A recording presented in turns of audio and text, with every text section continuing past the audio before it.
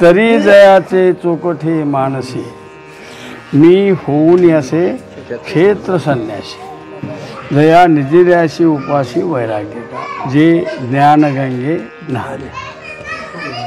हा 9व्या अध्यायाचा 13वा श्लोक आहे. हा श्लोक सोडा झाला तर या श्लोकाची पहिली ओवी बघावी. ऐशे सांगितले देवे, तेत जी जी म्हणितले पांडवे, जेत मन वाचा विसावे, ती ऐक साधू कथा. 80 म्हणजे कैसे, 80 सांगितले म्हणजे कैसे सांगितले. पाठीमागच्या 2 श्लोकांचा परामर्श घ्यावा लागेल. चिंतन कसं आहे,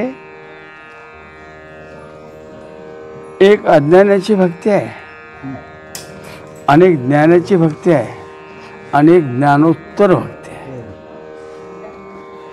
ह्या तिन्हीची इथं सांगड घातलेली. अंधार असला की थोडं प्रकाशाचा गरज वाटते, म्हणून अज्ञान सांगावंच लागतं. तर ज्ञानाचा काय फायदा होणार नाही ना. अज्ञान एक असं आहे, त्या अज्ञानाला 2 गुणाची सांगड आहे, तम आणि रज. ज्ञानाला शुद्ध सत्वगुणाची सांगड आहे. आणि त्या सत्वगुणाचा सुद्धा निकाल लावायचा आणि गुणातीत व्हायचं, हे महात्म्याचं लक्षण आहे. फार सुंदर चिंतन करावं लागेल. अज्ञानाचा श्लोक आहे, मोघाशा मोघ कर्मानो मोघ ज्ञाना विचेतसहा, राक्षसीं मासुरीं पयव चैव प्रकृती मोहिनी श्रिता. हा ज्ञानाकरता श्लोक आहे. आणि अवजानन्ति मां मूढः मानुषी तनुमाश्रितम, परमभाव मजानंतो मम भूत महेश्वरम. हा अज्ञानाकरता श्लोक आहे. भक्तच आहेत ते,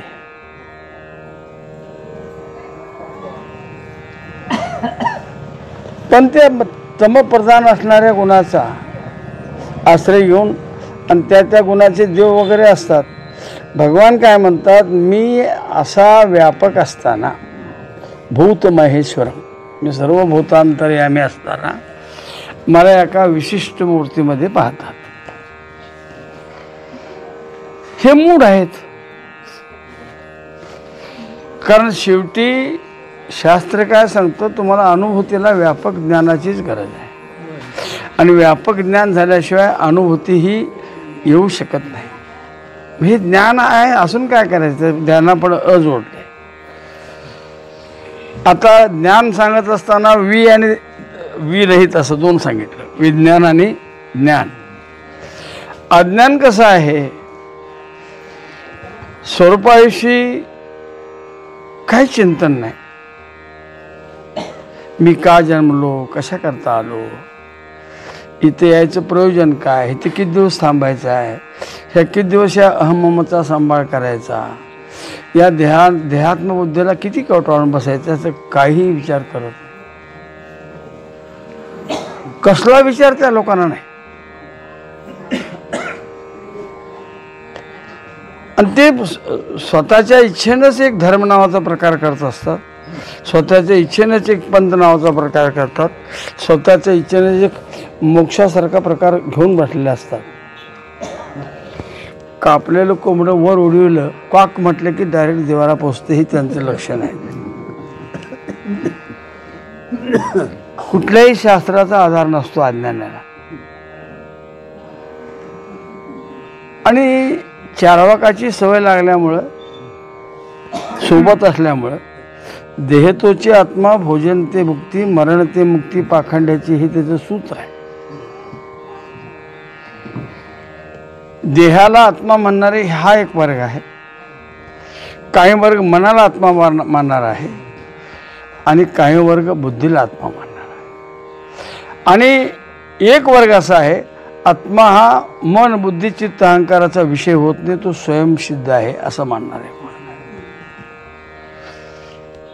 हे 4 प्रकार का पडले, तर समजा तुमच्या बुद्धीची कुवत किती आहे त्याच्यावर ठरवायचं. बरं बुद्धी अशी आहे, तुम्ही ती वाढवली तर वाढते, नाहीतर तशीच गंज. आता ते खुरपा असतंय ना, ते चोळून खुरपावं आणि स्वच्छ करून ठेवावं. तसंच ठेवलं की ते गंजते. एकदा गंज चढला की महिनाभर घातलं तर निघत नाही. तसं ते अज्ञानाचं गंज आहे. किती दिवसाचं आहे हे अज्ञान आहे का आजचं नाही आहे. अनेक जन्मातनं संकलित होऊन एक असं एक जाड थर बसलेला आहे. आणि तेवढं बारीक सारीक काढावं लागेल तुम्हाला, तर त्या आत्मस्वरूपाची तुमची म्हणजे गळा भेट होईल, डोळा भेट होईल तुमची. पण ती काढायची तयारी असेल तर. काही लोकांना रोगच बरा वाटतो. हत्ती रोग झाला तर ते रोग आहे कळेना, ते कुस्तीला चालले खास बघायला. विपरीत प्रमा म्हणतात त्याला. विपरीत ज्ञानानं काय होतं, तुम्ही आत्मस्वरूपाला कायमचे बारके होता. कधीच त्याला स्पर्श करू शकत नाही तुम्ही. कारण विपरीत प्रमा तुम्ही अशी दृढ आलिंगनानं घट ठेवलेली आहे की या देह म्हणजेच मी, आणि मी जे म्हणतो ते जगत सगळं. जगत सत्य नसताना सत्य समजणे हे अज्ञानाचे लक्षण आहे. देह मिथ्य असताना नित्य मानणारा अज्ञानीच आहे.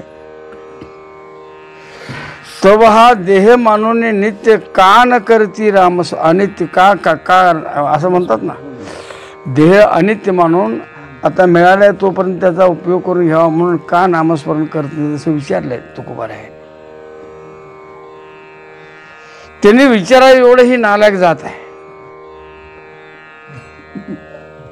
काय म्हणतात, आम्ही देव मानतच नाही, आम्ही राबतो, आम्ही खातो. आता पावसाळ्याची वाट बघायलाच ना. पाणी असून काय करायचं नदीला? तुमचं पाणी कुठं चाललंय सारखं. नियामक जो ईश्वर आहे त्याची त्रिकाला अबाधित सत्ता तुम्हाला मानावी लागेल. नाही मानत म्हणून चालणार नाही. बरं, तुमच्या मान्यावर न मान्यावर ते असणार नसणारच आहे का? ते स्वयंसिद्ध आहे ना, त्याला कोण बाजूला काढणार? आम्ही देव मानत नाही. नको माणूस काय बघितलं त्या देवाचं.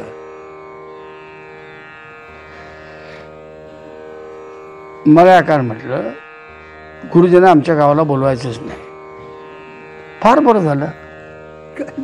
औषधं वाचून म्हणजे खोकला जात असेल, कारण ऐकणारे बहिर्मुख तिथे तोंडफोड करण्यापेक्षा तुम्ही आम्हाला बोलवत नाही, फार आमच्यावर उपकार केला. त्यापेक्षा 2 पोरं भेटले तर शास्त्र सांगत बसता येईल ना. ते उपकार आहे का अपकार आहे? उपकार म्हणायचे त्यांचे. ते म्हणले आम्ही, अरे कळत नाही तुला, शास्त्र कळत नाही म्हणून शास्त्र मिथ्या म्हणतो का? संप्रदाय कळून घ्यावा लागेल तुम्हाला. कळत नाही म्हणून संप्रदाय मिथ्या म्हणता का? जगत कळत नाही म्हणून त्याला सत्य म्हणता का? देह कळत नाही म्हणून त्याला सत्य म्हणता का? काय प्रश्न सांगा ना. देह सत्य मानणं हा मूर्खपणा आहे, जगत सत्य मानणं हा महामूर्खपणा आहे. हे ज्या क्षणी कळल त्या क्षणी अंतर्मुख व्हाल तुम्ही, तो पण नाही होणार. आणि अंतर्मुख झाल्यावर तुमची वाटचाल 1 पाऊल सुद्धा पुढे पडत नाही. ही अडचण आहे. आणि मग ती अज्ञानाची मी सगळीकडे व्याप्त असताना वारावर देव ठरवले. ते सोमवारचा देव शंकर, मंगळवारची आई, बुधवारचा विठ्ठल, गुरुवारी दत्तगुरु, शुक्रवारी शक्तीपूजा, शनिवारी शिफ्टीचा देव, रविवारी बिरोबा खंडोबा. हे कमी पडलं तर ऐम ओम धिन म्हणून मशिदीला आहे सारा. हे कमी पडतंय ना. हे वारा कुठला वारा आणि कुठला देव तुम्ही कशाला समजला? मारुतीचा वार शनिवार असं तुम्हाला कोण सांगितलं?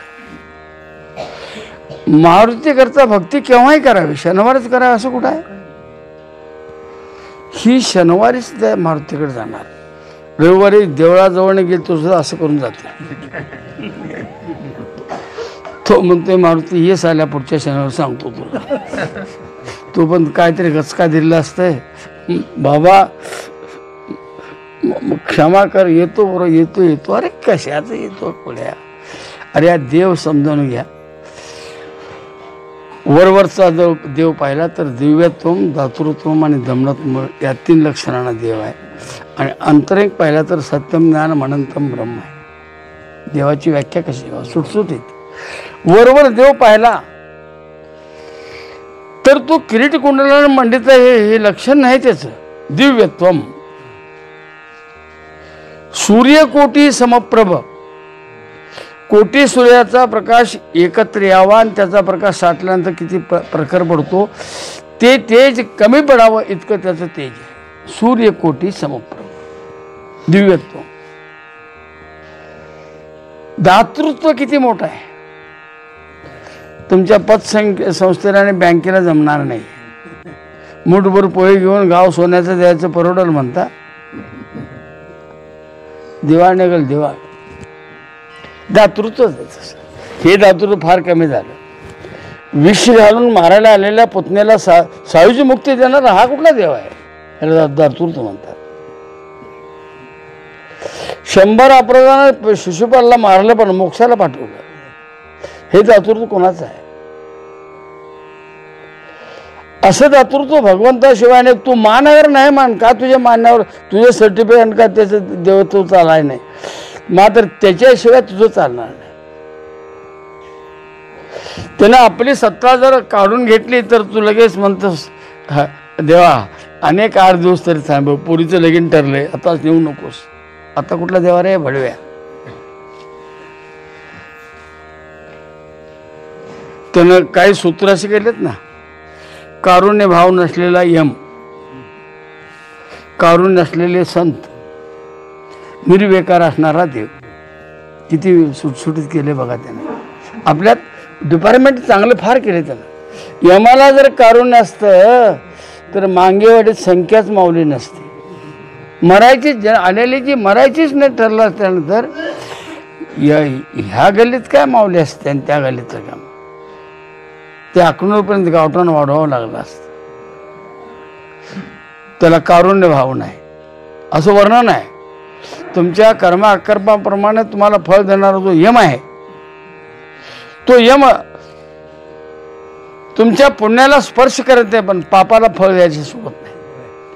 पुण्याचं फळ यम देत नाही, देणारे चित्रगुप्तादी वेगळं मंडळ आहे ते. पापाचं मग तुम्ही म्हणता अगोदर पुण्य भोगतो, नाही अगोदर पाप भोग मागणं यम पुण्य भोगूया. इथून काढल्यानंतर पहिल्यांदा काय भोगावं लागतं? पाप भोगावं लागतं. आणि मग भोगून भोगून भोगून खेटरे खाऊन खाऊन खाऊन भाऊपैकीचा भोगलं मग जाते त्या स्वर्गाकडं. हां, पुण्याचा भोग. बरं हे किती दिवस करणार आहेस तू? आणि हे स्वर्गाला जाणं नरकाला जाणं हे अज्ञानाचीच लक्षणं आहेत, ज्ञानाची लक्षणं नाहीत. हां, स्वर्ग नरक सूचक अज्ञान व्याले स्वर्गादि. ते सर्व धर्मान परित्यज्य मामेकम स्मरणम भज. त्या श्लोकावर बोलत असताना स्वर्ग काय नरक काय हे दोन्ही बी चोराचेच वाटा आहेत. चोराचे वाटा कधी सुखावं नसतात. काही माणसं स्वर्गाला चांगलं म्हणतात पण नाही. आपलं शास्त्र सांगतं जितका नरक वाईट आहे तितका स्वर्ग वाईट आहे. का वाईट आहे? तिथून परत येताना ज्या यातना होतात त्या नरकापेक्षा जास्त आहेत. ते त्वम भुक्त्वा स्वर्गलोकम विशालम क्षीणे पुण्ये मर्त्यलोकम विशंती जे आहे ना, मग त्या पुण्याची पावटी सरे सवेची इंद्रप्रणाची उटी उतरे येऊ लागते माघारे मृत्यूलोका. तिथं ओवी कशा आहे बघ नामदेव. वेश्यादारी कवडा वेचे मग दारही चिपून येते. 80 लाजीरवाने दीक्षिताचे जिने काय सांगू म्हणतात ते. पैसे तर नाहीत पण यशागमन करायची सवय आहे. ते म्हणते पैसे आण, पैसे संपल्यात, गेट आउट.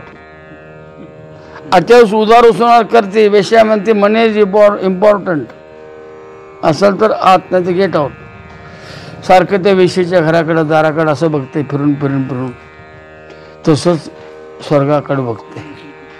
मी इंद्रायणीवर काय बसलो, मी अमृत काय प्यालो, आता इकडे गुळाचे अमृत तुल्य आहे, पे इकडे येऊन. या लोकांनी स्वर्गात काय शिल्लक ठेवलं की नाही मला शंका आहे. अमृत तुल्य गुळाचा चहा तर स्वर्गात शिल्लक कसा असेल? एकेका रस्त्याला 15-16 हॉटेल आहेत अमृत तुल्याची. मग आता ही अज्ञानाची भक्ती ही जर शास्त्र संबंधाने केली असती या अज्ञानी जनाने, शास्त्र कोणा सांगतो कुणाची उपासना कर, एको देव सर्व भूतेषु गुढा आहे असा जो देव आहे त्याची भक्ती कर. ज्या देवाची भक्ती केली असताना विभक्त राहत नाही अशा देवाची भक्ती कर. ज्या देवाची भक्ती केली असताना धर्म अर्थ काम मोक्ष सगळे पूर्ण होतात त्याची भक्ती कर. ज्या देवाची भक्ती करत असताना जीव दशेला राहता ब्राह्म्य अवस्थेला पोचतो अशा देवाची भक्ती कर. म्हणून केव्हाही तुमच्या मतानं भक्ती नको, शास्त्र सांगते तसं करा. शास्त्र हे सेंद्रियेंद्र दैव तर सांगत नाही ना, उलट निषेध केलेला आहे त्याचा. आपल्या इच्छे अनेका पिढी कोण देईल काय देईल ती बराडी, कळू येते त्याची जोडी अल्प रोकडी बुद्धी अधिरा. काय ते थिल्लरीचे पाणी न बिजे ऊट न पिटे धनी, काय आज काय दासीचा पाहुणेरू किती, कसं होणार आहे? मग शास्त्र काय सांगतं, अरे ह्या देवाचा निषेध का केला तर ह्या देवाला तू समजून घे. तैसा नोहे नारायण. तैसा म्हणजे वर वर्णन केलेल्या 5 चरणातलं जे देव आहेत ना तसा माझा देव नाही. तैसा नोहे नारायण. नारायण शब्द आहे. नारायण शब्दाचे 2 अर्थ सांगितले शास्त्रकारांनी. पाण्यावर शयन करणारा म्हणून नारायण आणि नररूपी शरीरामध्ये चैतन्य रूपानं राहणारा म्हणून नारायण. ते पाण्यावर झोपताना काय बघत नाही, पण इथं नररूपी शरीरामध्ये आहे त्याला काय बघायला हरकत नाही. तो पाण्यावर झोपलेला का तुम्हाला दिसेल का नाही मला शंका वाटते. तर तसा वेळ असेल तर जाऊन या कुठं कुठं पाणी आहे तिथे. नर आयन, नररूपी आयन म्हणजे विष्ट, त्यामध्ये घर. आयन म्हणजे घर. नररूपी शरीरामध्ये चैतन्य रूपानं वास करणारा जो नारायण आहे तो तैसा नाही. कसा नाही? सेंद्रिय इंद्रिय नाही. तो आहे कसा? जगव्यापक जनार्दन. घट घट में भरा है मेरा राम, जसं सांगतात कबीर महाराज. तो जगामध्ये वापरलेला आहे म्हणून त्याला जगदीश म्हणतात.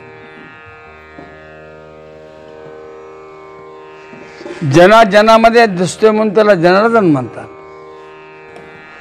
तो वरपांग शेंदूर माखलेला नाही, पण आम्ही शेंदूर माखल्याच पुसतो. मी कुठेतरी एक वाक्य घालत आलो होतो. इथे वडाची वाडी म्हणून गाव आहे. तुम्हाला कोणा मी फार बापोबांच्या कारकिर्दीत सांगतो.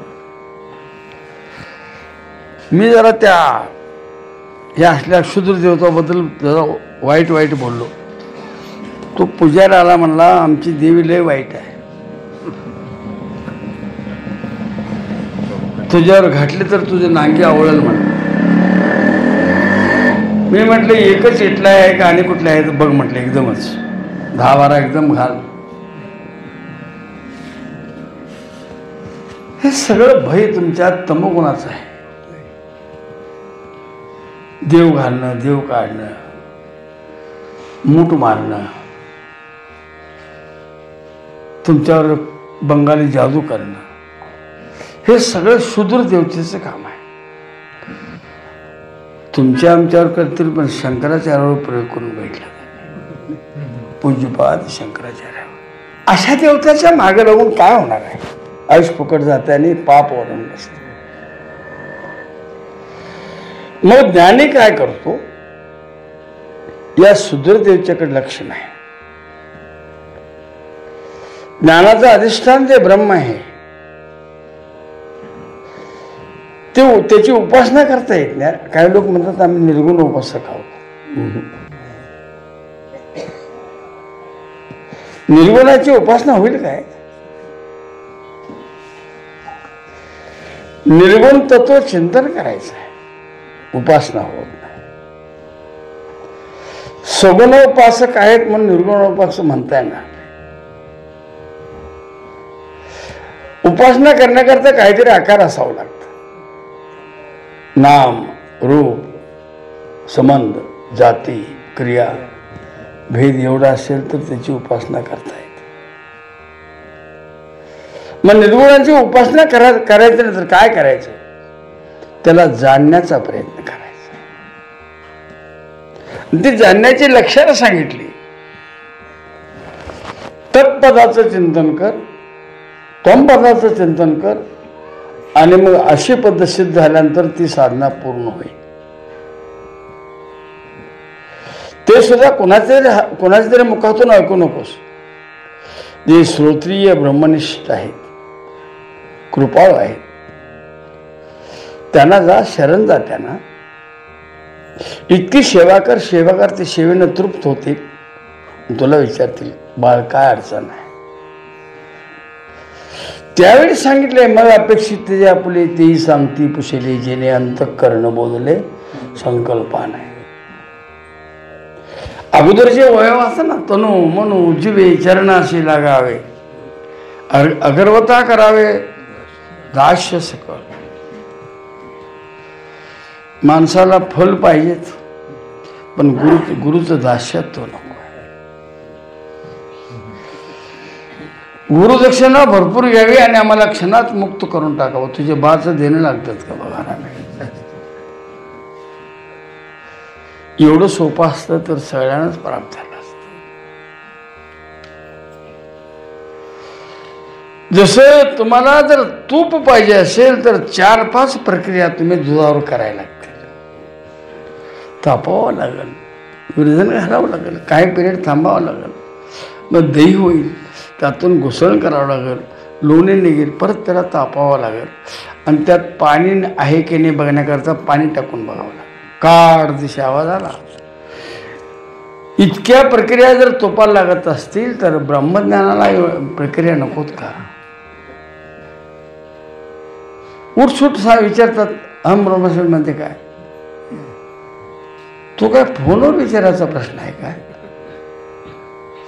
फोनवर विचारावं, जेवण झालं का नाही,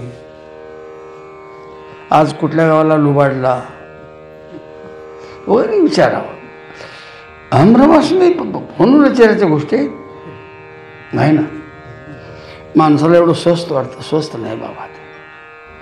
आता हे ज्ञान शब्दज्ञानामध्ये जर राहिलं तर त्याला मोघाशा मोघ कर्मानं म्हणावं. व्याख्या पाठ करून अनुभव येत नसतो, व्याख्येनुरूप साधना केली तर अनुभव येत असतो. व्याख्येप्रमाणे साधना करा तुम्ही. व्याख्या आता आपल्या विचारसागरामध्ये सांगितले, इहलोकापासून ब्रह्मलोकापासून असणाऱ्या सुखाच्या त्यागाच्या इच्छेस वैराग्य म्हणतात. बोर्ड लावून फिरतो, काय फरक पडणार? पाठीवर एक बोर्ड लाव.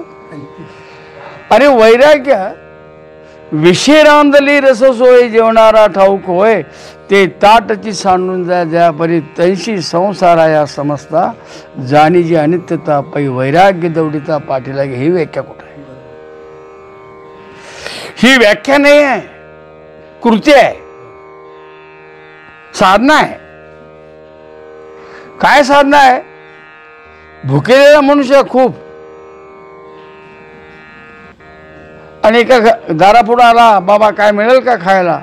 या आम्ही वाट घालू म्हणजे. बसवलं, पाट वगैरे घातलं, रांगोळी काढल्या, आणि पंचपक्वानाचं ताट ठेवलं. तूप आणायला यजमान आत गेला. तो कृपाळू गडी होता ना, तो म्हणला, बाबा तुम्हाला फार भूक लागली आहे का? होय म्हणलं, 2 दिवस काय नाही, पण या प्रत्येक पदार्थामध्ये विष मिसळले. एवढा शब्द कानावर पडल्यानंतर 2 दिवसाचा भुकेलेला जरी असेल तरी तो ताट दिशी उभारतो. मालक म्हणला, 5 घास तरी खा. अरे 5 घास न तुझ्या ताटाला स्पर्श करणं म्हणजे भय आहे मला. ते मृत्यूला सामोरं जावं लागेल.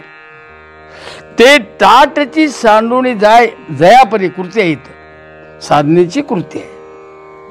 वैराग्याला काही वस्तूचा त्याग करावा लागेल का नाही? तैशी जो तो मनुष्य ताट ज्याप्रमाणे टाकून तिथून बाजूला जातो त्याप्रमाणे तैशी संसार आहे असं समजतं. हे अनित्य दुःख आणि जड रूप आहे, जाणून घे. जाणीची अनित्यता हे जर तू जाणून त्या संसाराकडे पाहिलास तर तो संसार तुला काहीच करणार नाही. आता तुम्हाला सापाचं भय आहे की नाही? आहे की नाही तुम्हाला? गारुडाला का नाही? त्याला माहित आहे चावणारच नाही, चावून काय फरक पडणार नाही. हे ज्ञानाचं लक्षण आहे. हे अविद्या कार्य असणारा संसार मला काहीच करणार नाही. संसार एक झाला होता ही तो स्वप्नेची मिथ्यावार्ता असा निश्चय आहे त्याचा. ज्याचं भय वाढतो त्याला अंगा खांद्यावर खेळवतो, तो फणा काढायला लावतो, उड्या मारायला लावतो आणि धरतो, टोपडीत घालतो. रानातला असं करून चालेल? साप निघाले म्हणजे माणसं दूर कुठं येतो कुठं येतो कुठं येतो असं म्हणतात. कारण त्याचे विषयाचे दात काढलेले. संसारात सत्यत्वाचा निश्चय करू नये, मिथ्यात्वाचा निश्चय हेच त्या संसाराचं दात काढणं आहे. आणि मग तो संसार काय? तैशी संसार आहे समजता जाणीची अनित्यता पै वैराग्य दौडिता पाठी लागी. ही अवस्था ही मी व्याख्या सांगितली. ह्या व्याख्याप्रमाणे आपला अनुभव असेल तर तो ज्ञानी परिपूर्ण आहे. आणि नुसतं सांगत असेल तर आता रोज ढग येतात जातात, पडतच नाही. काही ठिकाणी गुडगुड गुडगुड आवाज करतात, निघून जातात. तसे अहम ब्रह्मास्मी अहमात्मा ब्रह्म प्रज्ञानम ब्रह्म वाजवते वाजवते काही उपयोग होणार नाही. अकाळेचे ढग गुरगुर करून जसं पळतात त्याप्रमाणे ह्या शब्दज्ञानाची व्याप्ती आहे. त्याला मोघ भाषा मोघ कर्मानो मोघ ज्ञाना विचित सहा राक्षसीम मासुरींचेव प्रकृती मोहिनी श्रुता. आता या दोन श्लोकाचा अर्थ अर्जुनाला ऐकवला आणि मग सांगितले 80 सांगितले देवे. आता वर दोन श्लोक जे अर्थ सांगितला त्याचं 80 सांगितले देवे. तेच जी जी म्हणितले पांडवे. जी म्हणजे आदरवाचक आहे आणि होय असा दोन अर्थ होतात.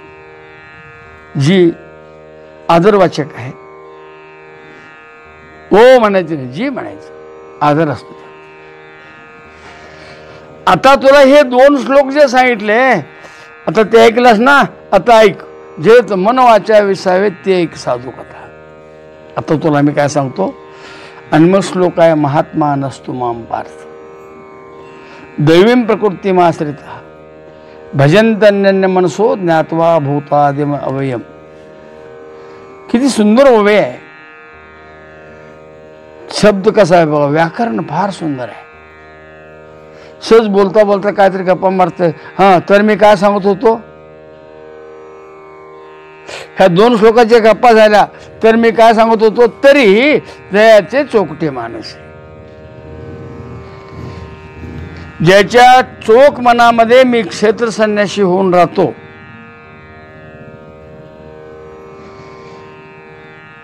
वैराग्य त्याच्या पाठीमागनं धावत येतं, तो निजला तरीही वैराग्य जागा असतो. निजेले ते उपाशी वैराग्य का. आता इथं 2-3 पद आहेत. चोखट मन. मनामध्ये किती प्रकार आहेत? चंचल मन 1, मलिन मन 2, चंचल मन 2 झालं, आवरण सहित मन 3 झालं, आवरण रहित मन 4 झालं आणि ऊन मन किती झाले? हे एकाच मनाचे 5 प्रकार आहेत का? स्थितीप्रमाणे मन बदललंय,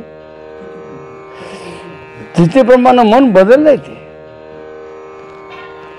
ज्या मनामध्ये पाप नाही त्याला निष्पाप मन म्हटलेलं आहे. जे मन चंचल नाही त्याला स्थिर मन म्हटलेलं आहे, विक्षेपरहित मन. ज्या मनामध्ये आवरणाचा दोष शिल्लक राहत नाही त्याला आवरण सहित आणि आवरण रहित असा प्रकार आहे. आता तिथं ज्यावेळी बुद्धीनं निश्चय केला जातो, निश्चय मन करत नाही. निश्चय कोण करते? बुद्धी. करण्याचा स्पष्ट उल्लेख आहे, बुद्धी निश्चय आत्मज्ञान. बुद्धीचा निश्चय हेच एक आत्मज्ञान आहे.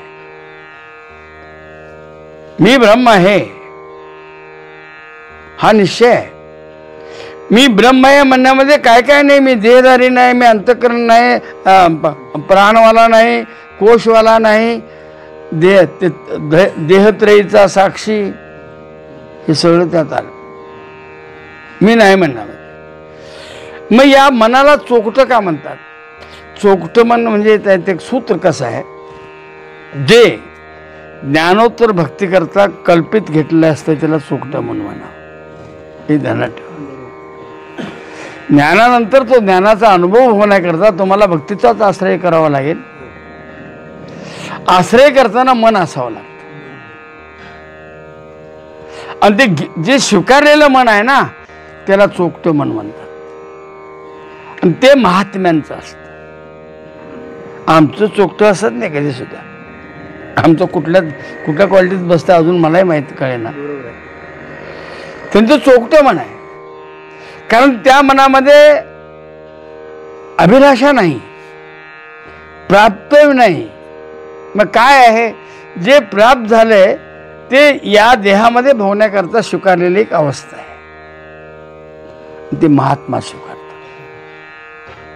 ज्ञानोत्तर अवस्था जी आहे त्या अवस्थेलाच चोखटं मन असं म्हणतात. मग त्या मनामध्ये काय आहे? त्या मनामध्ये भगवंत स्थिर राहतो. पूर्वी राहत होता का साधनकाली होता, सिद्धकाली परमात्मा तुमच्याकडे राहत नाही. कारण परमात्मा तुम्ही दोन असू शकत नाही. राहणार कुठे तो? राहायला वस्ती कुठं? घर नको का त्याला? दैत्य न असं असतं तिथे कुठं राहणार? मग काय होतं इथं? ज्यावेळी ज्ञानाची परिपूर्णता होते आणि ब्राह्म्य अवस्था त्याला प्राप्त होते, त्याचा आता आत्मा एका देहापुरता नसतो. जेवढे हे जगामध्ये आत्मे आहेत, आत्मतत्व आहे, तेवढं सगळं त्याचं असतं. महा म्हणजे मोठा आत्मा नव्ह. सर्वा घटीराम देहादेही एकच आत्मा आहे. हत्तीच्या शरीरामध्ये त्याच्या मानानं आत्मा आहे का? जाईल तिथं अंगुष्ठ मात्र पुरुष असं वर्णन आहे. मग यांचा आत्मा कसा आहे? महात्मा म्हणजे महाआत्मा. याचा अर्थ जगामध्ये जेवढे आत्मे आहेत तेवढ्यात माझी व्याप्ती आहे असा निश्चय ज्याचा झालेला आहे त्याला महात्मा म्हणावा.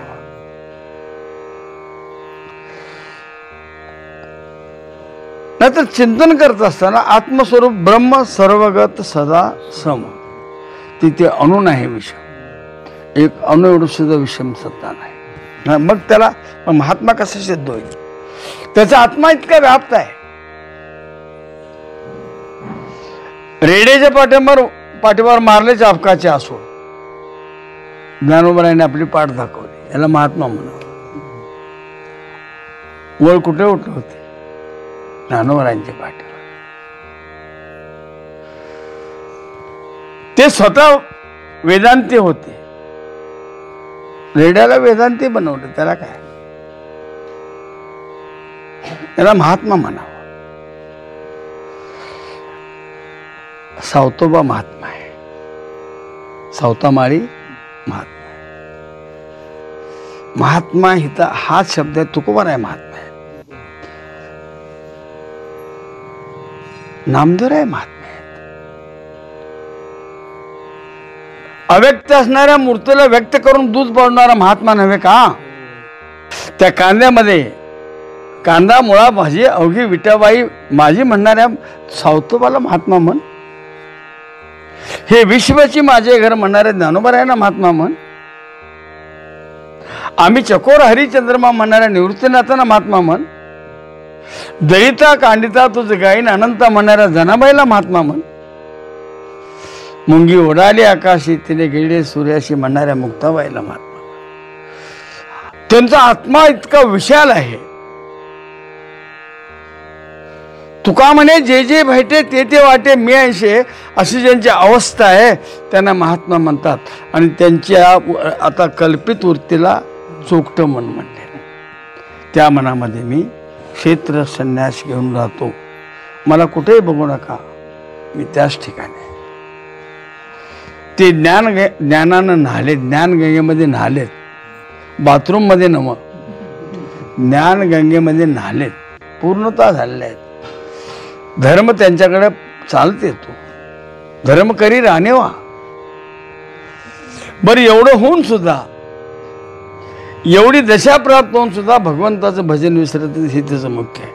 सततम कीर्तयंतो माम यतंतश्च दृढव्रतः नमस्यंतेश माम भक्त्या नित्योक्ते. ज्ञानोत्तर भक्ती ज्यांच्याकडे आहे त्यांना महात्मा म्हणावा. पुंडलिक वरद हरी विठ्ठल.